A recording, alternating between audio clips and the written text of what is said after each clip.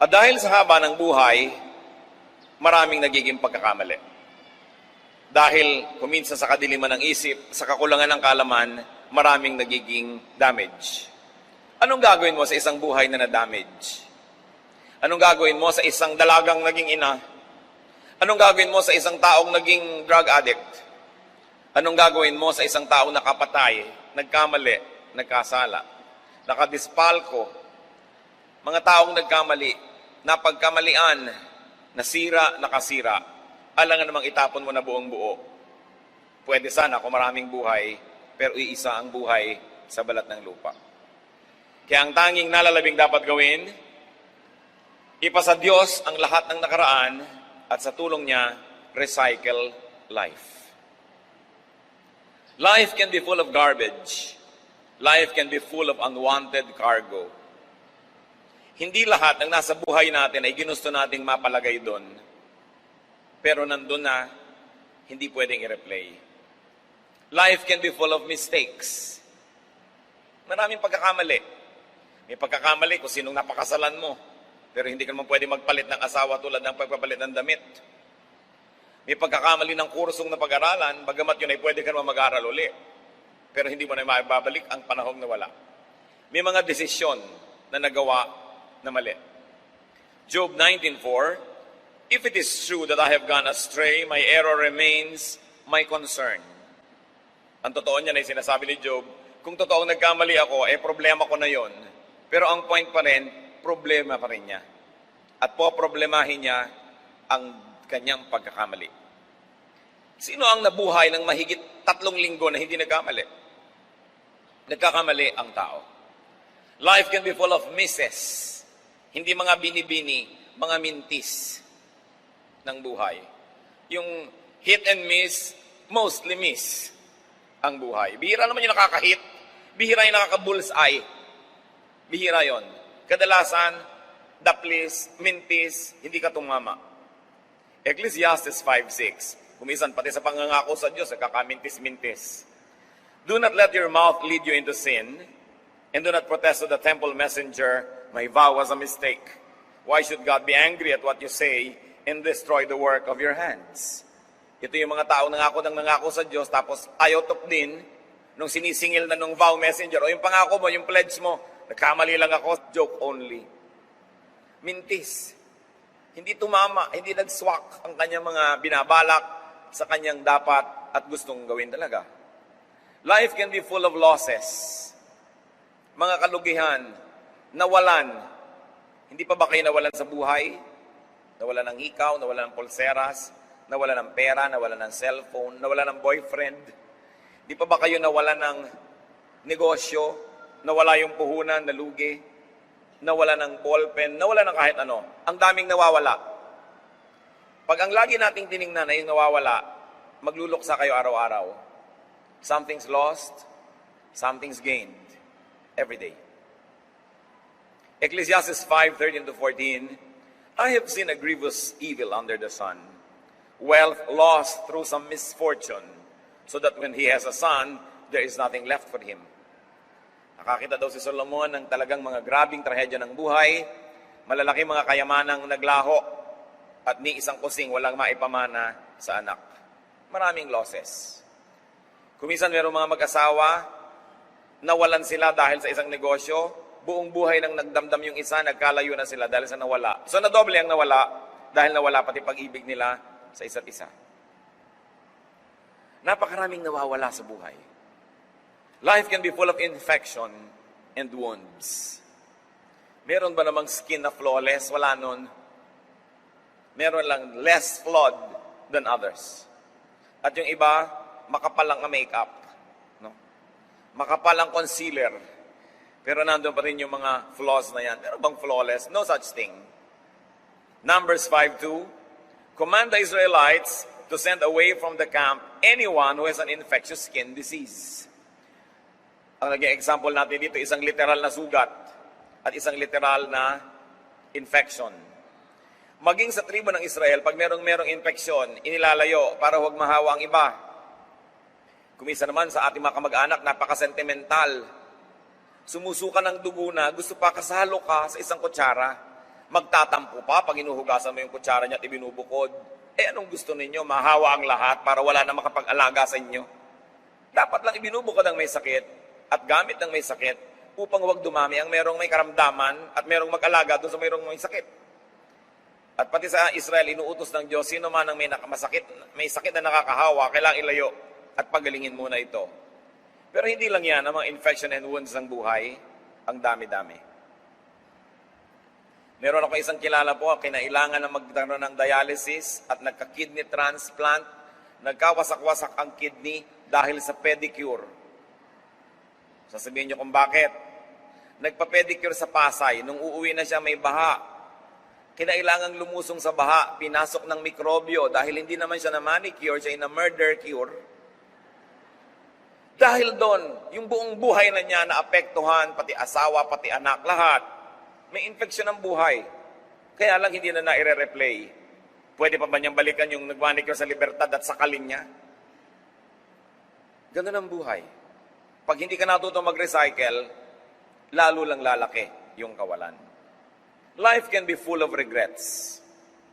Psalm 13 verse 2, how long must I wrestle with my thoughts, and every day have sorrow in my heart? Hindi na uubusan ng napagsisisihan, ang ipinagsisisi, ang panghihinayang. Ganyan ang buhay. It can also be full of pain. Pagka ang tao 30, 40, 50 na, napakarami na niyang dinaanan ng mga hirap. Napakarami ng pasan. Kaya napakalaking accomplishment yung mabuhay ka ng matagal at makangiti ka pa. Habang tumatagal ang buhay, isa-isang nangamamatay lahat ang mahal mo sa buhay, na gumuguho ang mga pangarap ko minsan, nawawala ka na ng pag-asa. Psalm 38:17, I am about to fall, and my pain is ever with me. Hindi nawawala ang sakit ng kalooban. Marami niyan. Mga hinanakit, kabiguan, mga pagtataksil ng kapwa na ating dinaramdam, na ating pinaghihinanakit at isinasama ng loob. Life can be full of ugly memories. Hindi naman lahat ng photo album ng buhay ay parang album ng Kodak. Good morning yesterday na ang ganda-ganda ng memory, may mga ulap-ulap. Hindi lahat. Maraming masasaklap na alaala at ginugunita ang tao. Job 13:26, for you write down bitter things against me and make me inherit the sins of my youth. So pati daw mga kasalanan ng kabataan ay nagbabalik, sapagkat ang lahat ng pagkakamali ng tao ay nagbabalik sa kanya. Dahil sabi rin sa Biblia, kung anong itinanim ay inaani. Kaya yung mga masasarapang buhay na maraming nagawang kamalian ay may nervyos din yan kung kailan sila babalikan. Hindi rin natatahimik. Kaya higit lalong mabuti na nagtatanim ng maganda sapagkat alam mo rin na babalik at babalik. But yes, life can be full of ugly memories. Maraming bansa po ngayon, hanggang ngayon, ang mga turistang Hapones ay hindi welcome kasi naaalala pa nila yung pahirap na dinanas nila sa mga Hapon. An ugly memory. Maraming mga hindi umaattend ng family reunion kasi ang laman ng utak nila is an ugly memory of some cruel relative. Maraming ganon. Life can also be full of enemies.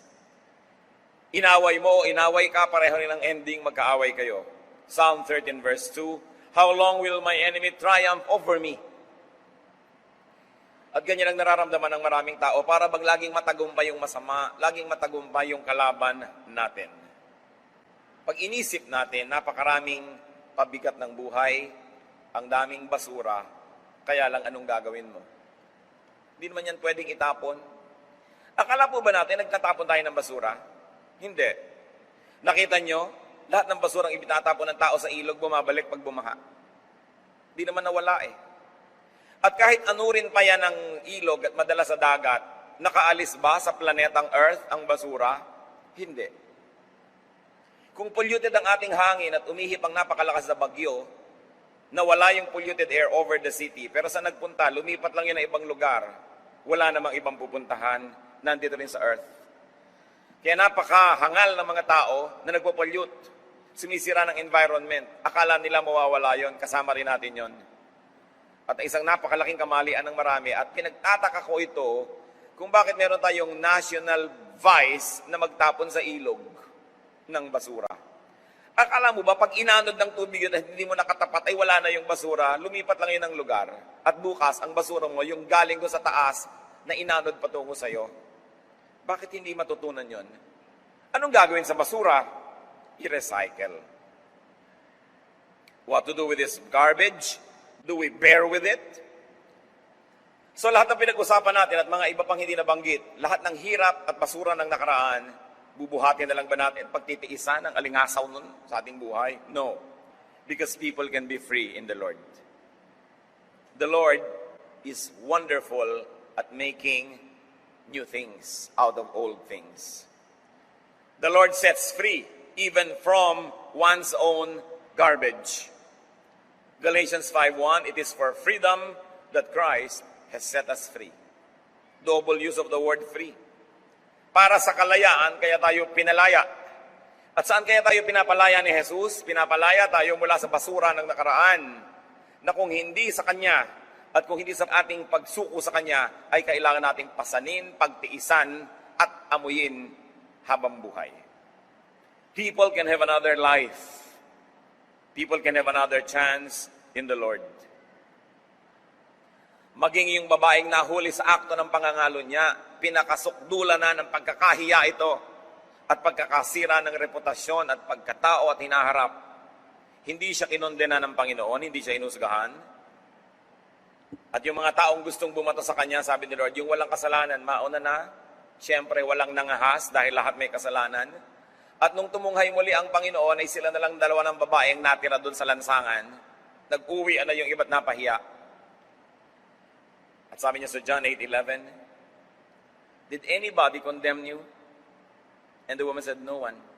Neither do I condemn you. Jesus declared, go now and live your life of sin. Recycling at its highest. Sabi, napahiya ka na sa buong village na ito. Nung araw naman kasi, kung saan ka ipinanganak na baryo, doon ka na mamamatay. Hindi tulad ngayon. Kaya ang buntot mo, hila mo buong buhay. Tanda ng lahat ang ginawa mo kahit nung maliit ka pa hanggang paglaki mo, walang kakalimot. Pero ang sabi ng Panginoon, walang naglakas ng loob na mahumusga sa iyo, hindi rin kita husgahan at hindi kita i-condemn. Hindi kita hatulan. You know what Jesus just did? Jesus saved somebody from becoming a garbage. Because garbage is created by condemnation. Pag binaliwala mo na ang halaga ng isang bagay, doon pa lang siya nagiging basura. Pero habang iniingatan mo pa yung kahon ng sapatos na binili mo pa noong 1981, hindi pa siya basura. Pero sa tingin ng kapatid mo, nalinis ng linis, basura yun, gusto niyang itapon. Kasi winala niya ng halaga. Pero habang pinapahalagahan mo pa, hindi pa basura. At ganoon ang ginawa ng Panginoon sa babaeng nagkasala. Pinahalagahan. Kung ganoon, hindi naging basura. Nagiging basura lang isang bagay o isang tao pag tinanggalan natin ng halaga. At salamat, hindi inaalis ang Panginoon ang halaga ng tao. Pinahahalagahan niya kahit sino, kahit pa nga yung nahuli sa akto ng pagkakasala. Life becomes a garbage when life is condemned. Kaya nakita niyo po yung mga tao na nagpapakamatay kasi they condemn their lives. They end it because they no longer find meaning in it. Anong mga buhay yung umaasenso, yung pinapahalagahan? Anong tao yung tumataas, yung nagbibigay ng dangal at ipahalaga sa kanyang sarili? Sapagkat habang pinapahalagahan mo, basura man sa tingin ng iba, yan ay kayamanan. Jesus did not condemn, but prescribed renewal. He prescribed restoration and reuse. In other words, Jesus prescribed recycling. Meron kayong mga kabasurahan sa buhay, meron tayong mga kasiraan, may mga pinroblema, kapintasan, recycle your life. That's what God wants to happen. Huwag niyong isumpa ang nakaraan niyo, kahit ano pa yon. Kasi hindi niyo pwedeng sumpain ang nakaraan, hindi niyo susumpain niyo yung sarili. Sapagkat kayo rin yon. Hindi niyo pwedeng baliwalain ang isang bahagi ng nakaraan o ng inyong buhay na hindi niyo babaliwalain ang isang bahagi ng inyong pagkatao. Salamat ang Diyos, God of recycling. John 3:3, Jesus declared, I tell you the truth, no one can see the kingdom of God unless he is born again. So to be born again is just another term, to be recycled. Kailangang ipanganak kang muli, magkaroon ka ng bagong halaga, magkaroon ka ng bagong pasimula. Tulad ng babae nagkasala, talikuran mo ang iyong kasalanan at magbagong buhay ka. Kasi pag hindi ka nagbagong buhay, ang gagawin mo lang, susumpain mo yung dati mong buhay.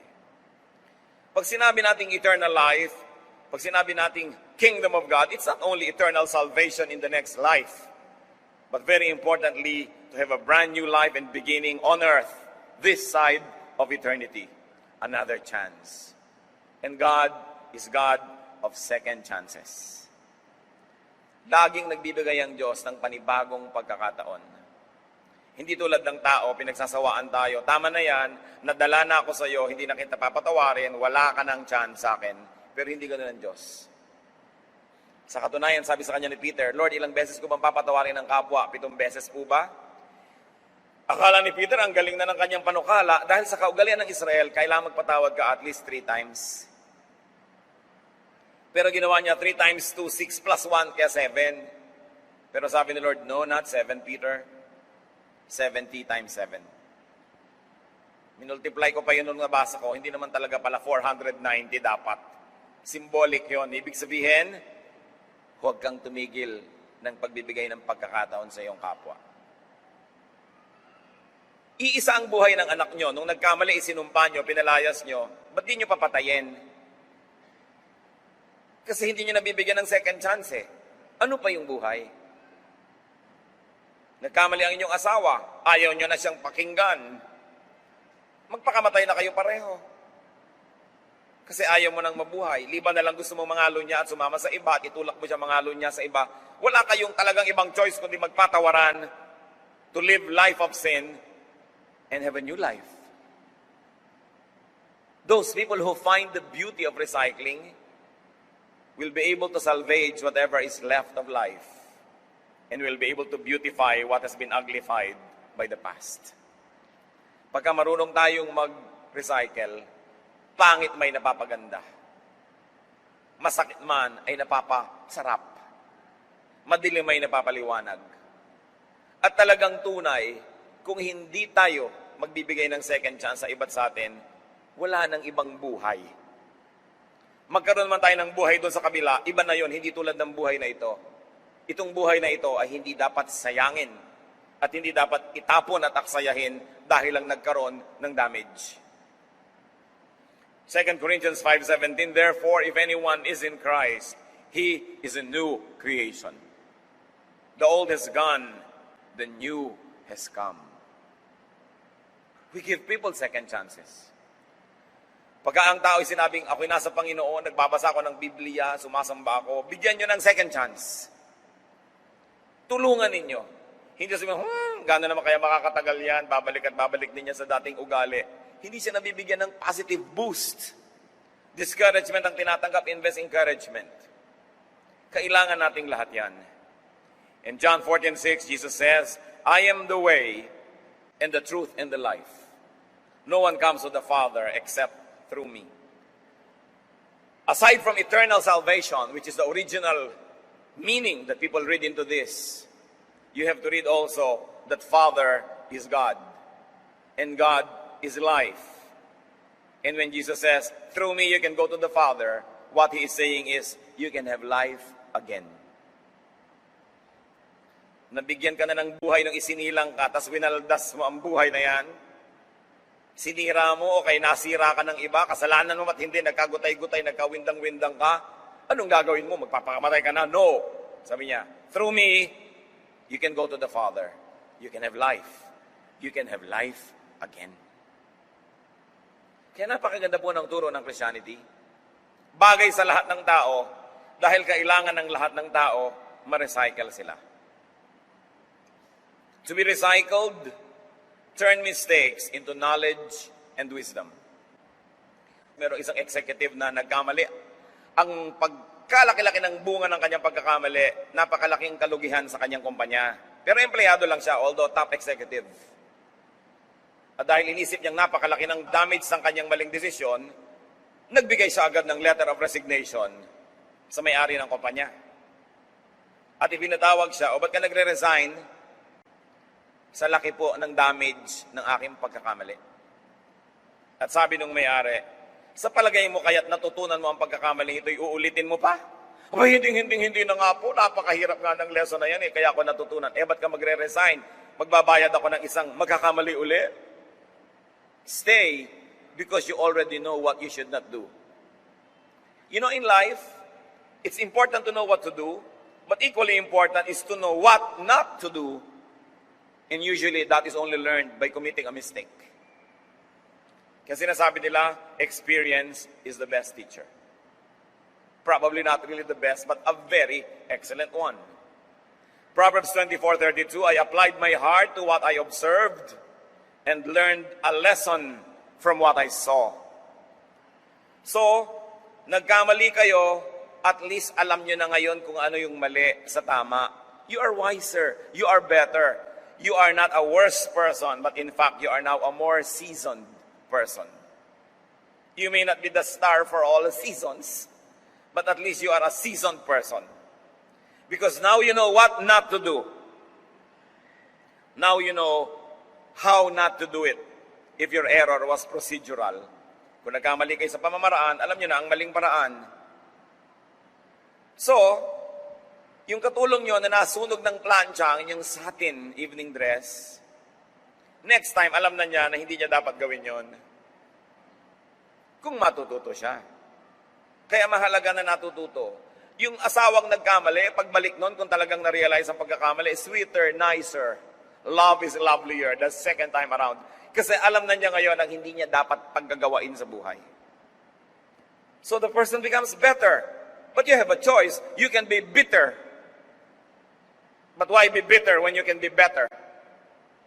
Bakit mo gagawing mapait ang lahat kung pwede namang maging matamis? Depende sa iyong pananaw. Proverbs 4:11, I guide you in the way of wisdom and lead you along straight paths. Tinuturuan tayo ng Panginoon. Alam niyo po ba kung bakit ang mga pastol ay mayroong stick na liko ang dulo? Para pagka ang mga tupay lumiliko sa maling landas, kinakawit yung leeg, ibinabalik. At kakakawit sa'yo, nasaktan ka na ng nasaktan, alam mo na hindi ka na dapat magliliko ng mali.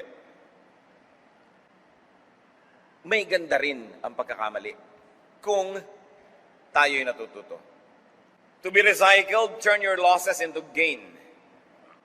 Hindi naman naiiwasang nawawalan Pero kung bawat pagkakawala, you became wiser and you consider it that it was good to lose it, then you gain.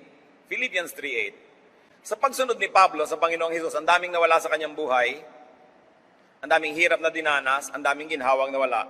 Pero sabi niya po sa Philippians 3:8, I consider everything a loss compared to the surpassing greatness of knowing Christ Jesus my Lord, for whose sake I have lost all things.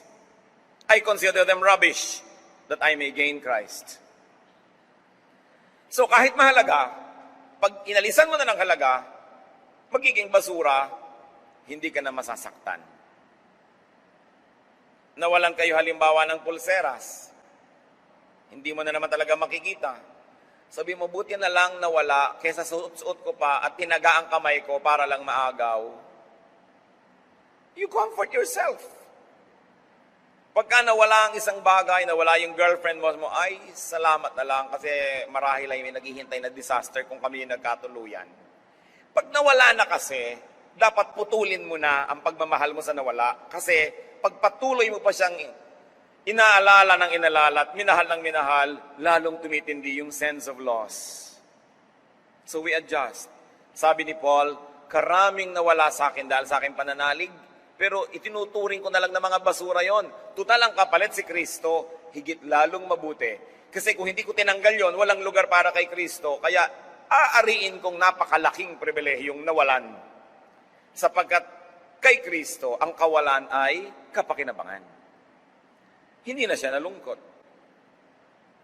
At pagka nawalan po kayo sa buhay, now you know what you can lose. Now you know what you can live without. Kung minsan you're very dependent on someone, on something, and then nawala yun, nalaman mo, buhay ka pa rin naman pala, Napatunayan mong, hindi ko naman talaga pala kailangan, so bakit ko ba sinasamba? Ba't ko ba hinahabol-habol? Pwede naman palang wala. And then it adds to your freedom. Luke 9:25, for what good is it for a man to gain the whole world and yet lose or forfeit his very self?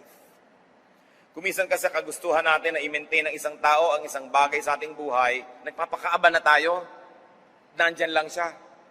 Pero nung talagang wala ka nang magawa at nawala, ay kaya ka naman palang mabuhay. Then you declare freedom because God wants us free from idols. To recycle and to be recycled, turn your infections into inoculations. Yung bakuna. Alam niyo po ba ang nilalagay sa bakuna? Mikrobyo. Kung gusto mo magpaturok ng gamot para hindi ka tabla ng kamandag ng ahas, ang itinuturok sa iyo, kamandag ng ahas. Gusto mo magpaturok ng anti-TB, yung anti-tuberculosis, para huwag kang tablan ng tuberculosis, ang ituturok sa iyo, mikrobyo ng TB. Kasi yung mikrobyo na yon, pagka pumasok sa katawan mo, nakipagmabutihan doon yung katawan mo ngayon, at natalo ng katawan mo, dahil konti lang yung nilagay, panalo yung katawan mo, pagdating nung tunay na mikrobyo, kakampi na ng katawan mo yung naunang mikrobyo, pagtutulungan nila yung kamag-anak niyang mikrobyo, kayo ang mananalo, yun yung inoculation. So, when you're inoculated, you are tougher and you are stronger. Now do the same thing with anything. Pag may dumating sa inyong lungkot, gawin yung inoculation para pagdating ng ibang lungkot, sanay na kayo, mananalo na kayo. Pag may dumating sa inyong pagkalugi, pag may dumating sa inyong kabiguan, gawin yung kaibigan para pagdating ng mas malalakit, mabibigat na mga kalugihan sa buhay, sanay na kayo, panalo na kayo. Every disadvantage could be turned into an advantage, especially when God is on your side. Just do not allow the serpent sting you twice. Alam naman, paulit-ulit na lang kayo na-infect. Kailangan natututo rin tayo. Hindi lahat ng bagay na pumapasok sa ating buhay na hindi natin gusto ay dapat tanggalin. Si Paul, isang hiwaga at hindi sinabi sa Biblia kung ano yung tinatawag na thorn in his flesh. Sabi niya, alam niyo, meron akong tinik na nakabaon dito sa aking laman. Mahirap yun, ha? Yung may tinik kayo sa inyong laman. Ilang ulit ko nang hiningi sa Diyos na tanggalin. Sabi niya, hindi ko tatanggalin. Mabuting meron kang ganyan. Siguro yung mga tao, pag nakikita nila si Paul, perfect na sana si Paul kung wala lang siyang tinik. Pero anong magagawa mo nandun? Hindi po sinabi ko ano yon. Yung ba isang uri ng sakit? Yung ba isang uri ng physical deformity? Yung ba isang uri ng psychological situation or problem? Hindi sinabi ko ano yung thorn in his flesh, pero nagpapahirap sa kanya yon. Ang galing-galing na sana niya. 2 Corinthians 12, 7-9. To keep me from becoming conceited because of these surpassingly great revelations, there was given me a thorn in my flesh, a messenger of Satan to torment me. 3 times I pleaded with the Lord to take it away from me, but he said to me, my grace is sufficient for you, for my power is made perfect in weakness. Therefore I will boast all the more gladly about my weaknesses, so that Christ's power may rest on me. Yun ang paliwanag ni Paul doon sa thorn in the flesh. Sabi niya, para hindi ako lubos na maging palalo, dahil pwede na ako maging palalo sa bigat, tindi at ganda ng mga ipinapakita sa akin ng Diyos. Sa kanya mga ipinapahiwatig at ipinapaliwanag na naituturo ko sa mga tao, pwede na talaga ako magyabang, sabi niya. But to keep me from becoming conceited because of these surpassingly great revelations, binigyan ako ng Diyos ng thorn in the flesh. Isang matatawag na kapintasan. Isang matatawag na kahinaan. Sabi niya, 3 beses akong nanikluhod sa Panginoon, nakiusap na alisin ito. Subalit sabi niya, hindi. Mananatili ang kapintasan na yan, mananatili ang kahinaan na yan sa'yo, at pupunan ko na lang ng aking grasya para hindi yan ang makapanaig. Sabi ni Pablo, it's hard to be humble when you're great like me. So the Lord limited the greatness and gave me my thorn in my flesh, so that I will be automatically weakened in some parts of my life and therefore I will always need God and not be independent from God. Ano kaya yung weakness na yun? Marami nagtatanong lagi, hindi natin alam. So people allowed Paul, a great leader, to have a weakness, to have a thorn in his flesh, because it was the will of God that he would not be perfect. Sabi niya, sa dami at sa tindi ng mga revelation ng Diyos sa akin, sinamahan niya ng weakness para manatili akong grounded at patuloy na umaasa sa kanyang grasya. At kung yun ay niloob ng Panginoon na nandun, sino naman tayo para pilitin ng Diyos na alisin yon? Even the thorn in the flesh can be recycled. Because every weakness that is surrendered to God can be a channel for God to strengthen you. Ang lahat ng walang lamang sisidlan ng ating buhay ay nagiging pagpapala sapagkat pinupuno ng Diyos. Kung wala ka nang natira na walang laman, ano pa ang pupunuin ng Diyos? Kaya sabi niya, kahit yung mga walang laman, kahit mga kahinaan, ariin ninyong pagpapala basta isinusuko nyo sa Diyos. Meron akong isang kilalang napaka-sexing babae. Talagang napaka-sexy. Pero dapat sa dilim mo lang makita dahil santambak ang peklat. Sabi niya, alam mo, pang night swimming lang talaga ako. No? At kailangan walang tubig sa ilalim ng pool para ako maligo. Yung silhouette niya, napakaganda, ideal. Pero pag niliwanagan mo, no? Nakakabit na yata sa balat niya ang lahat ng peklat sa mundo. Sabi niya, salamat na rin, nagkagani-ganito ako. Kasi kung hindi siguro, kung saan-saang lupalo ko paghahampasan ang katawan ko sa ganda. No? So, naobliga siyang magtago-tago ng konti. Sabi niya, nakatulong yan para rin ako maging modest. So, kung meron po kayong matatawag na kapintasan, siguro kung wala yan, ang yabang nyo na. No? Kahit sa ating mga leaders, huwag nyo hanapan ng perfection. Tulad ni Paul, may thorn in the flesh. Take the thorns as well as the roses. It's part of the same plant. Hindi pwedeng bulaklak lang. Ang bawat rosas ay may kasamang tinik. Ganun talaga ang buhay. To recycle, turn your regrets into resolutions. Huwag kayong laging magsisi. Huwag kayong laging sayang.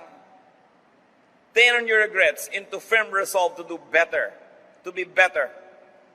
Sabi sa Philippians 3:13, ano daw ang dapat gawin sa tapos na? Forgetting what is behind and straining toward what is ahead. Wala nang magagawa sa natapos. Huwag nang idamay ang ngayon at bukas dahil sa pagmumukmok nyo, dahil sa nakaraan. Tapos na yon. To be recycled, stop saying, if only. And start saying, next time. Yung mga naglalaging if only, malungkot yan eh. Kung ito lang yung ginawa ko, kung doon ako nagpunta, kung sana itong ginawa ko, tapos na. Stop saying if only. Then say, next time. Pag yung asawa nyo, nagger, nagdadrive kayo, meron kayong maling liko. Ayan, sabi ko sa iyo, doon ka lumiko. Sabi nyo, next time. Tapos ang kwento. No? Kasi sasabihin siya, if only. So, next time. May next time pa. Buhay pa tayo. And tell yourself that. Next time. No? Pag lagi ka nalang nadedenggoy ng boyfriend mo, manalaming kasi mo, next time. Huwag naman, papadenggoy ako ulit. Tama na yung 10 kalbaryo sa buhay. Huwag mo nang gawing 11. Kailangan matuto rin ng tao. But you know, God always gives the next time. God is wonderful. God is so lovable. Hindi kanya binibigyan ng kota hanggang dyan ka na lang. Habang nandyan ka, habang may buhay, may pag-asa.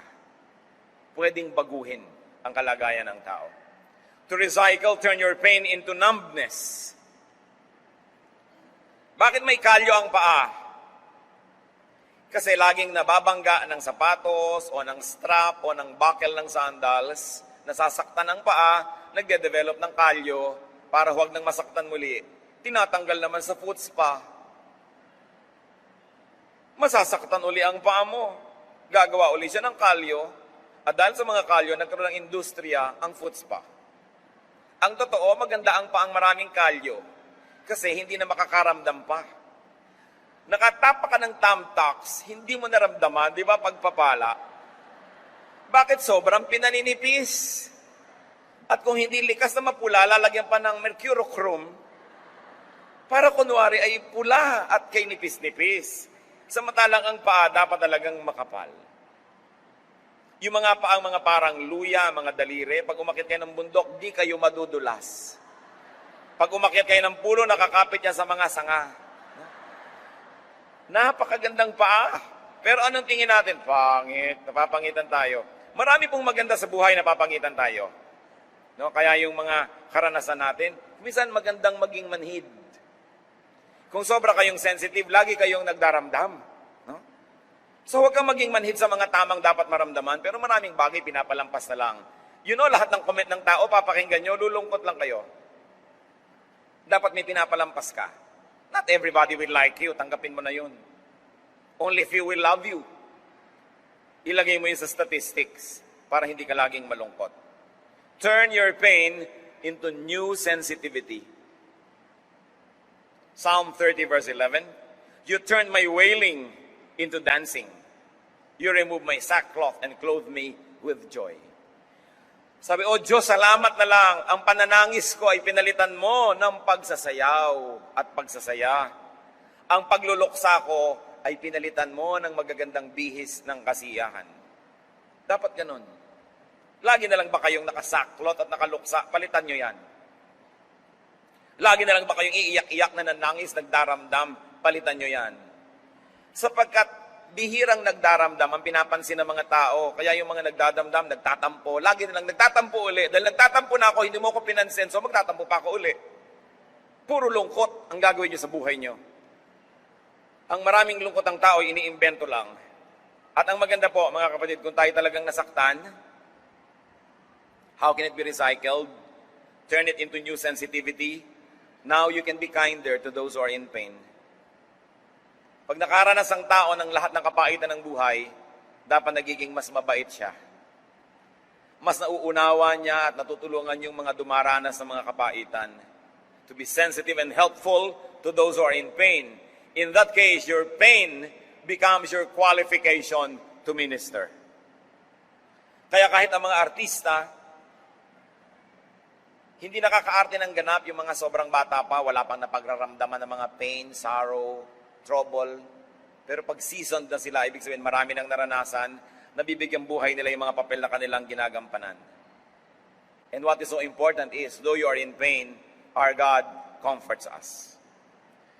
2 Corinthians 1, 3-4, God is God of all comfort, who comforts us in all our troubles, so that we can comfort those in any trouble with the comfort we ourselves have received from God. Sabi, tayo ipinagiginhawa ng Panginoon, una upang tayo guminhawa, at pangalawa, para matutunan natin kung paano magpaginhawa ng kapwa-tao. Na kung ano ang ginhawa at pagmamahal na tinanggap natin sa Diyos, ay yun din ang ating ipaabot sa ating kapwa. So kung napakarami niyo nang naranasan na kapaitan at kalungkutan, you are very qualified to minister to others. You can be workers and servants of the Lord. So huwag niyong masamain yun. Mas mauunawa niyo yun. Tulad ng, kung meron tayong mga kamag-anak na nagdusa sa cancer, ngayon, mas makakatulong tayo at makakapagbigay ginhawa doon sa mga nagdurusa pa lang. Yung mga ina ng mga nabilanggo, mas nakakapag-minister sila ngayon sa mga ina ng mga bago pa lang at nabibilanggo pa lang ng mga anak. Ang lahat ng tao po may pagkakalagyan. Lagi tayong may ministry. Turn your pain into your badge so that you can serve. Kung ganon, hindi na sayang.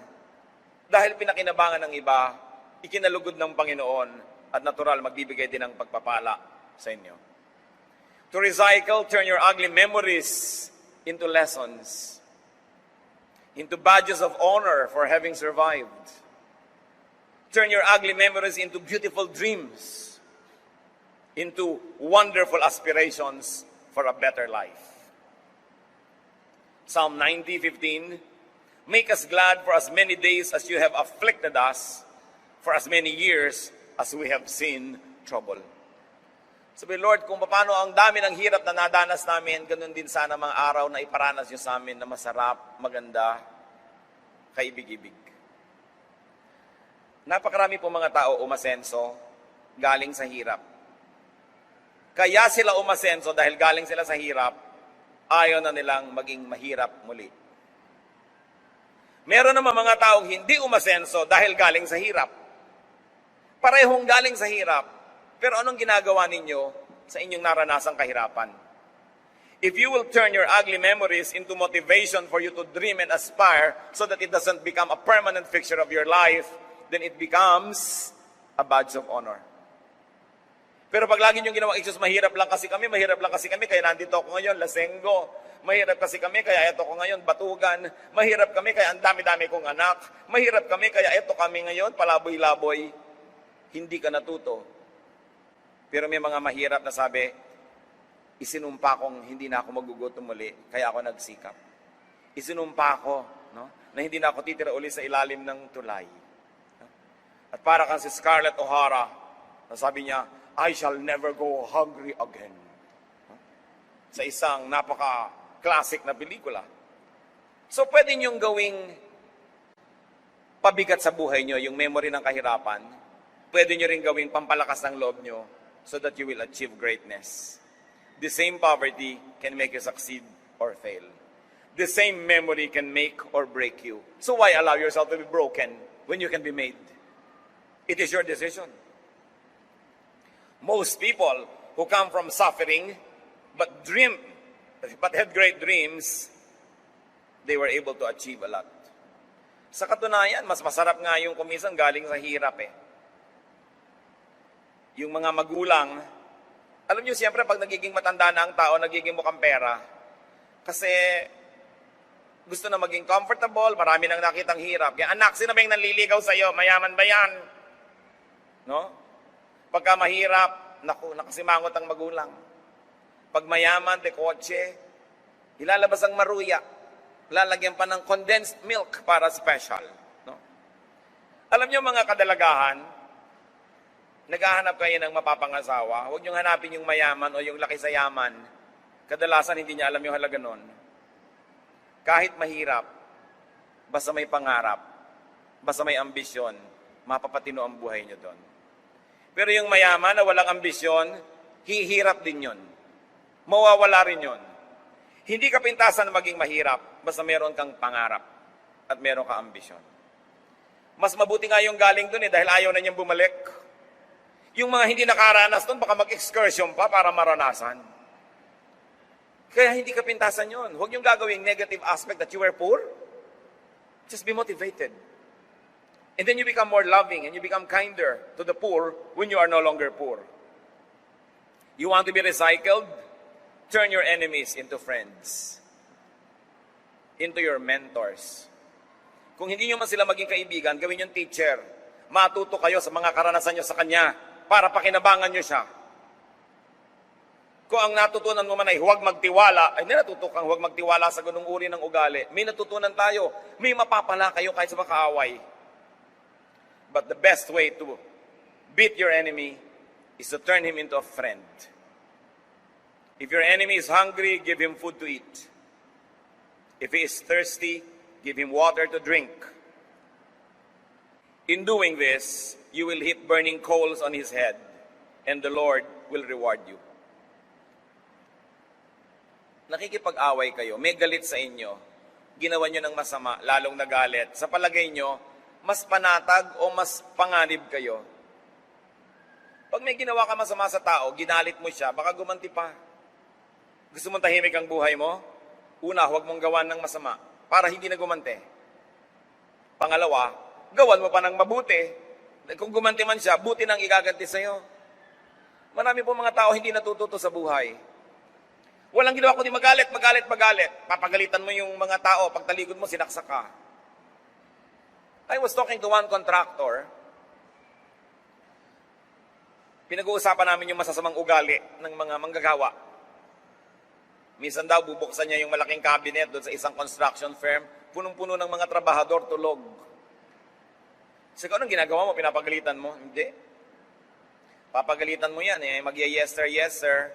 Tapos mamaya, babatuhin niya ako ng hollow blocks mula sa 3rd floor. Sabi ganun. Useless pagalitan. No? Papagalitan mo yung yaya ng anak mo dahil nagpabaya, pagtalikod mo, tinutusok ang anak mo ng perdible. O kaya papainumin niya ng pampatulog. Maghapong tulog ang bata habang siya text ng text. Yung magalit ka, nag-iimbita ka ng problema. Yung magsalita ka ng masakit, yung manakit ka ng kalooban, naghihintay ka ng ganti. Anong mapapala mo nun? Marami mga tao, tumanda na lang hindi pa natuto, na para katahimik, do not return evil for evil. Ahas man, kung hindi mo natatapakan, hindi tumutuklaw. So ba't mo tatapakan ng ahas? Di tutuklawin ka lang. So yung mga kaaway, tigilan yan. Nakikipag-away ka sa kamag-anak mo, nakikipag-away ka sa kasambahay, di imbes na masaya, malungkot, imbes tulungan ka niya, sisirain ka niya, huwag kayong mga away, kahit hindi kayo banal. Maging matalino na lang kayo, hindi kayo mga away. Because you invite negative energy when you make enemies. So, may kaaway ka, gawan mo ng mabuti. Parang mga kamandag na tinatanggal sa kobra. Kasi ang paggawa ng mabuti, nakakapagpahupa ng loob. Akala nyo ba ipinapatalo tayo ng Diyos pag sinasabing, turn the other cheek? No? Kasi pag kami sumampal sa'yo, sinampal mo rin, sasampal uli yan eh. Pag inalok mo na yung pangalawa, gusto mo pa? Sampalin ka man yan uli, mapapagod din yan, titigil na. Pero yung sinampal mo rin siya, gagantihan. So as I was saying, you don't have to be holy. You only have to be wise. And you will not make enemies. Recycle your life by turning your whole life experience into a catalog of God's goodness. 2 Corinthians 4:17, our light and momentary troubles are achieving for us an eternal glory that far outweighs them all. Pagka daw i-compare ang mga magaganda sa buhay sa mga pangit, talo pa rin ng maganda yung mga pangit. Huwag mo na lang masyadong palakihin yung mga pangit. Why? Because God was there all along. Joshua 1:5, I will never leave you nor forsake you. And you are here no matter where you came from, saan ka man pusali, hinugot, nandito ka ngayon dahil nag-survive ka because God helped you survive. Ano ang patunay na mabuti ang Diyos? Na nandyan kayo't buhay, yun ang patunay. Nalampasan ang lahat ng nalampasan dahil nandun ang Diyos. 1 Corinthians 10:13, God is faithful. Even in temptation, He will not let you be tempted beyond what you can bear. But when you are tempted, He will also provide a way out so that you can stand up under it. God offers new hope. Patuloy ang Diyos na nagbibigay ng pag-asa, ng kinabukasan, ng buhay. Lamentations 3:22-23, the Lord's great love and His compassions never fail. They are new every morning. Yung may bagong umaga, may bagong pag-asa. Ganun ang ibinibigay ng Diyos. So kung binabalikan po natin ang ating buhay, huwag niyong gawing listahan ng mga reklamo. Gawin niyong listahan ng mga pasalamat at papuri sa Diyos. Turn your past, your history, into a catalog of God's goodness instead of a list of grudges. Huwag niyong gawin na ang buhay niyo ay listahan ng mga reklamo, hinaing mga reklamo at lungkot. Psalm 31:19, how great is your goodness, which you have stored up for those who fear you, which you bestow in the sight of men on those who take refuge on you. Napakadakila ng pag-ibig ng Diyos na kanyang iginagawad doon sa mga sumisilong at nagpapasakop sa Kanya. Turn your experience into a lesson for you. Turn your experience into a manual in life for you and for others. So nalaman mo na ang dapat gawin at hindi dapat gawin. Nalaman na natin ang maling hakbang at tamang hakbang. Pakinabangan ng iba. Ituro. Kaya lang, huwag niyo ituro sa ayaw makinig. Huwag kayo nagbibigay ng unsolicited advice. Pag hindi hinihingi ang inyong payo, manahimik kayo. Pero kung mayroong humihingi ng payo, handa tayong magbigay, nakabatay sa ating karanasan. Job 6:23, teach me, and I will be quiet. Show me where I have been wrong. Napakaganda yung pinagbubulay-bulayan ng ganyang mga bagay. You cannot change your past. but you can change your attitude about it. You can change your present, and you can make your future. Ang tapos ay tapos na, pero yung ngayon, kasalukuyan, ginagawa pa lang. Yung kinabukasan, gagawin pa lang. Bakit mo ubusin ang iyong panahon sa natapos na? Forget the parts of your past that sadden you, the parts of your past that weigh you down. Isaiah 43:18, forget the former things, do not dwell on the past. Ang buhay, walang take two, walang rewind, walang editing. Ang natira lang na pwedeng gawin, recycling. Thank God for recycling. Turn your thorn in the flesh into blessing, your wounds and scars into badges of honor, your poverty into ambition and resolution. Put the past behind you and make it the foundation for your future. Turn your sorrow into joy, your weakness into strength. Turn your tears into gems. Recycle your life, and very importantly, allow and help others to recycle theirs. Hindi lang po buhay nyo na damage na dapat ayusin, buhay din ng inyong kapatid, ng inyong magulang, ng inyong pinsan, ng inyong kaibigan, buhay ng lahat ng kapwa-tao. So kung paano natin kailangan ng tulong upang tayo makabangong muli, ibigay din natin yung tulong na yon para makabangon ng iba. Stop judging. Do not condemn people so they will not become garbage. Do not condemn any part of your past so that it will not be useless garbage. At kung may mga mahal tayo sa buhay na nagkamali, tigilan ng pag-ungkat, tigilan ng paghukay sa mga naagnas ng bangkay na matagal nang inilibing sa nakaraan. Give people a break, give them a chance. Give yourself and others a go for a brand new life. This is what Jesus is all about. Sabi niya, I came that you might have life and have it to the full. But it also means turning a new page, looking forward instead of backward. And even if you have to look forward, is only to look for lessons so that you may be well and better guided into the future.